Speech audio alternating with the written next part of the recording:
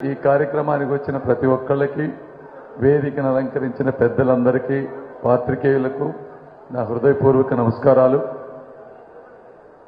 రాజకీయాల్లో నేను ఈ విధంగా ఇలాంటి సభలకు వస్తానని నేను ఎప్పుడూ ఊహించలేదు. ఏదేమైనప్పటికీ నాకు ఒక భావజాలం ఉంది. రాష్ట్రంలో కానీ, దేశంలో కానీ, ప్రపంచంలో కానీ వ్యక్తులను బట్టి, కులాల మధ్య, మతాల మధ్య ఉండేటువంటివి చాలా సమస్యలని నా ఉద్దేశం. మీరు ప్రపంచంలో చూస్తూ ఉంటే ఎన్నో యుద్ధాలు జరుగుతూ ఉన్నాయి. ఆ యుద్ధాలన్నీ కూడా మతాల మధ్య జరుగుతూ ఉన్నాయి. అంటే మిడిల్ ఈస్ట్, అమెరికా ఇవన్నీ రిలీజన్ అనే కాన్సెప్ట్ లేకపోతే 90% అసలు యుద్ధాలే ఉండవు.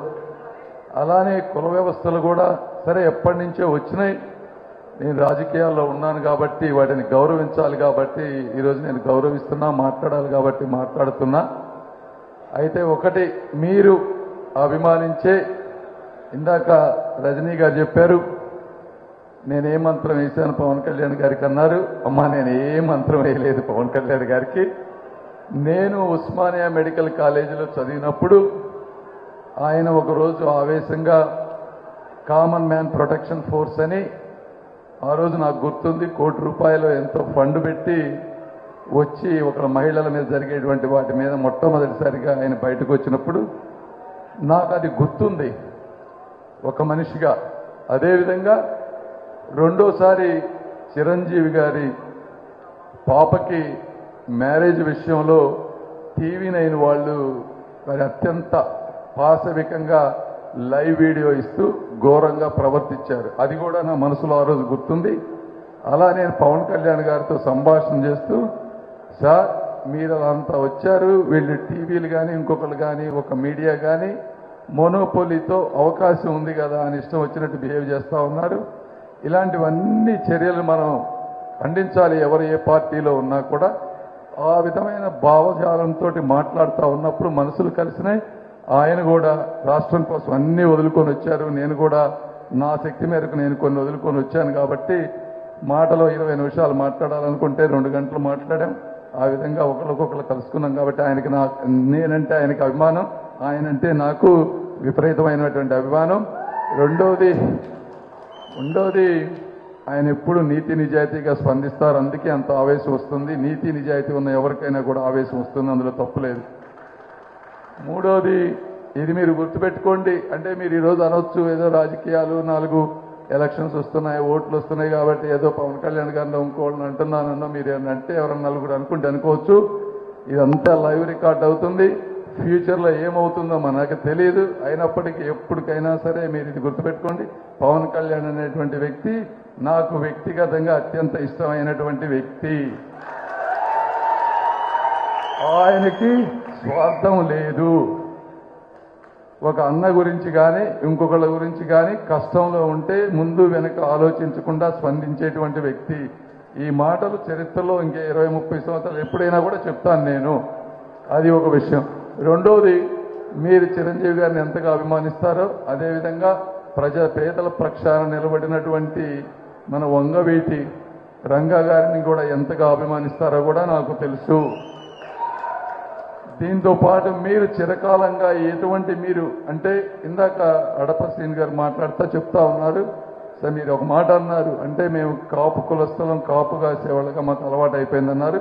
ఆ మాట అనద్దు సార్, నాకు చాలా బాధగా ఉందలా.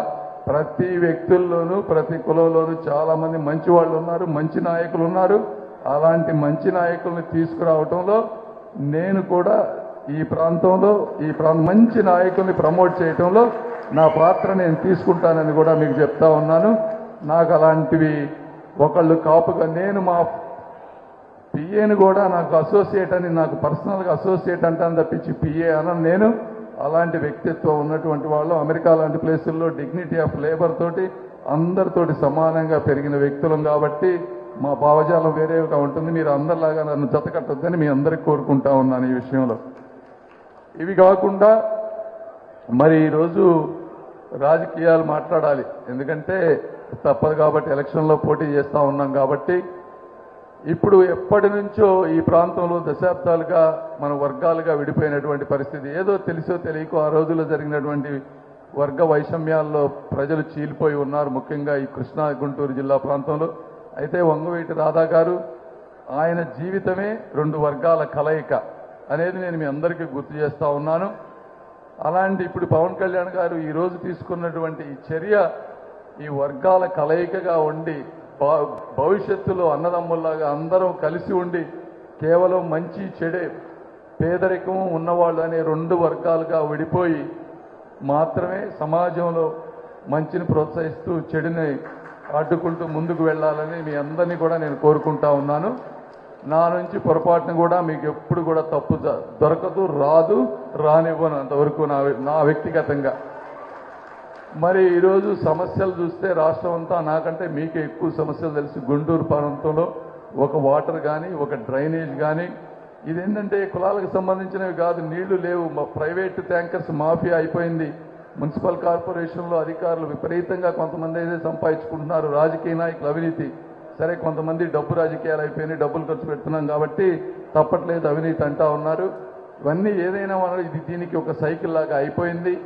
వీటన్నిటిని అరికట్టాల్సిన బాధ్యత ఉంది. ఈరోజు మాధవి గారు ఉన్నారు, వాళ్ళు మంచి హాస్పిటల్స్ పెట్టుకోను, రియల్ ఎస్టేట్ పెట్టుకోను, కొంత కష్టపడి సంపాదించుకున్నారు.